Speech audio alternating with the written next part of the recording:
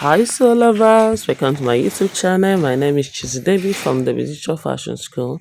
Today I'll be showing us how I made this beautiful wedding dress for a pregnant bride.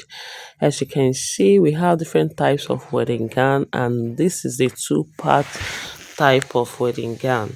Okay, you can as well use your satin only to make this kind of ball wedding gown. As you're seeing it right here, it has no petticoat yet, okay, because she don't want a petticoat because she is a pregnant bride. So guys, let's get down to business. Here is the satin part of this wedding dress. We are about to cut it out. So this me and my students. So this wedding dress is not something you just cut that day and finish sewing it that day. So we use this particular day to do all the cutting of this wedding dress. So before we go in, if you haven't subscribed to my YouTube channel, kindly do. And if you have been my old subscriber, I love and appreciate you. Okay, so here is the satin part of this wedding dress. We're trying to fold it to achieve the flay we want for this wedding dress. Okay, we have folded into two and then folded it now into four to achieve a triangular flay that we are looking for. Okay, so after folding this, you will make sure that everything is equal and aligned together. It's not something that you just fold and cut. Make sure it's equal like this and aligned together before you measure out the necessary measurement that you need and then cut. I'm sorry guys, my voice is kind of cracking because I'm still on the bed this early morning. I'm trying to make this voiceover before I step out for work.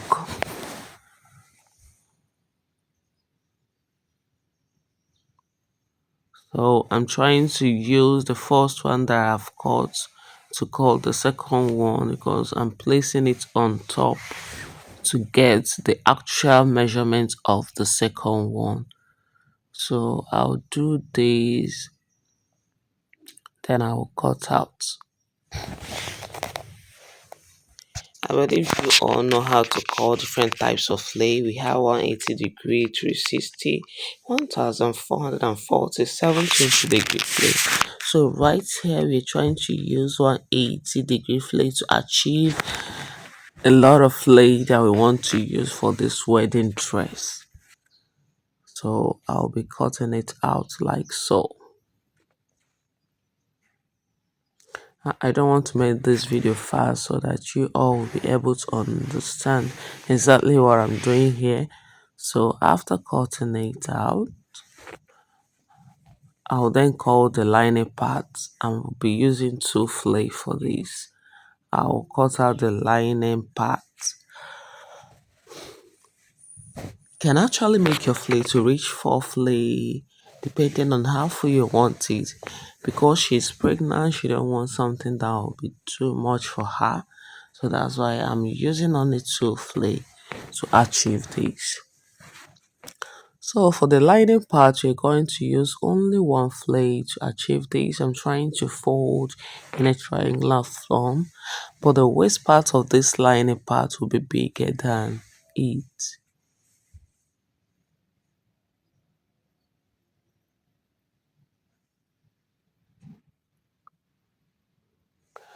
So I'll be placing my satin to achieve this. For the satin part, you can use Mikado. The light part of Mikado, you can use Duchess. You can use even Dollface, depending the money you have and the kind of wedding dress you're making. So I'll be cutting out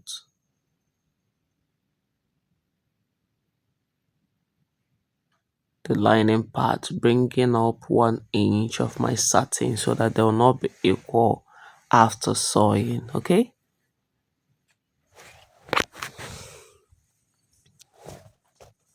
So I'll keep on doing this till I'm done cutting out everything I needed.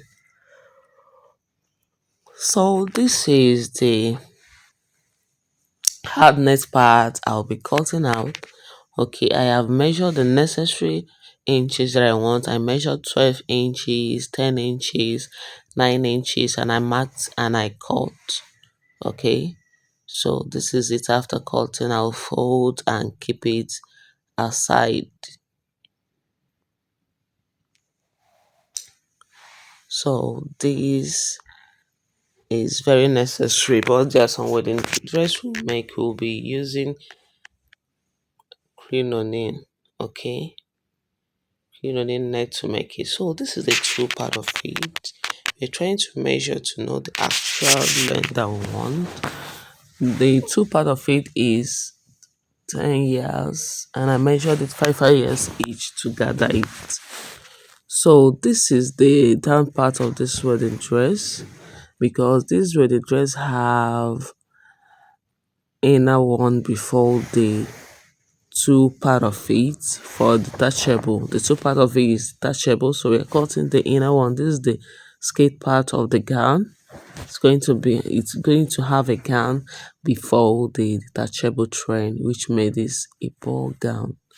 Okay, because she's going to wear that one after the wedding, after the main wedding for her reception. So I'm cutting the back part of the mermaid skate. I'm cutting it as a mermaid, but it's not going to be that full. She don't really want something that will be too full for her. So I'll be cutting it like so.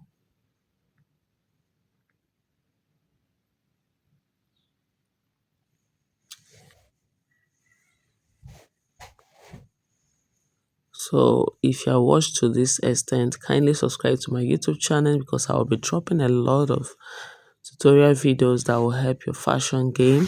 And also click on the notification bell so that you'll be getting notification each time I post a new video. So this is the lace I'll be using for the main gown of this wedding dress. So I'll be cutting out as I want it.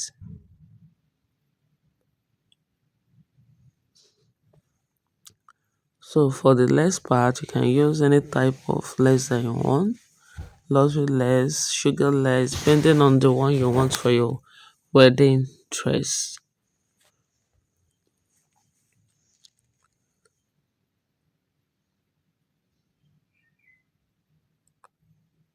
So I'll still fold and cut for the back part of this skate part.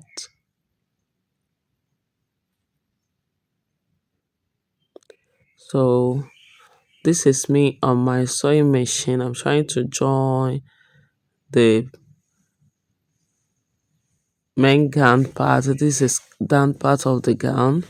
So this is the next day. We're trying to sew every sewing the next day. So I'll do that and also do the upper part. So this is the upper part of the gown. So I'm trying to make sure that everything is aligning together. So this is the inside of it, the front part of it. I did that front part lace placement, and this is the back part of it. So this is the toe. We have gathered the toe. As you can see, my student is so happy. She is doing her as if it's her gown. So this is the lining part. We have sewed the hard net to the lining part. As you can see, the lines there you're seeing there, we have sold it. So this is the that part of the gown of this wedding dress. Okay, so this is the upper part of it. So we're going to join the down part and the upper part of it together. So I'm using my student to for the fittings, because she says she can't come, that I can use my student for the fittings. So this is it. See her dancing as if it's her own. So this is the down part of it. This is how it's going to be.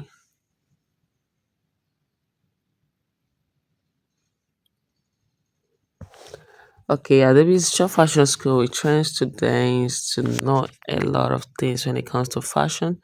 So this is the part of it. They are all laughing here. So the gown is almost done. This is it.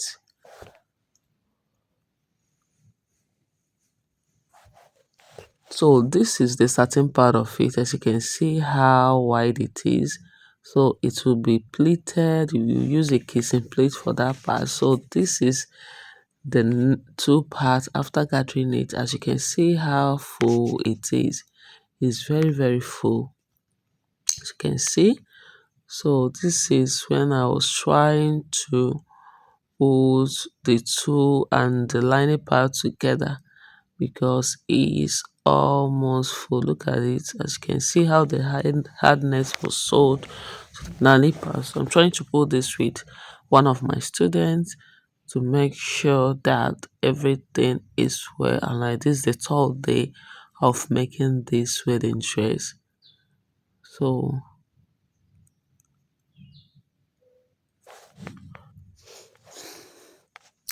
we'll put this and make sure that everything is aligned before we now sew it together. Okay. We have streetwear master course coming up soon. If you're interested, kindly send us a private message or comment here. Okay. So there to add you up to the online class, our streetwear course. So guys, this is it after attaching the lining part and the hardness with the two. One of my students is trying to showcase how full is it. At this point, after making it, you can as well use the petticoat to make this.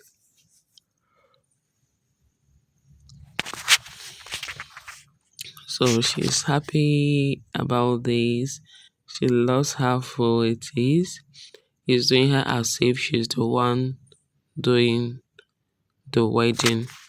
So this is the main gown and the two parts which was pinned together for my student to fit in to know the actual part we're going to correct, because my client would come for this because of her condition. She don't really want that stress. She just wants it after making it. She'll just dig and cool.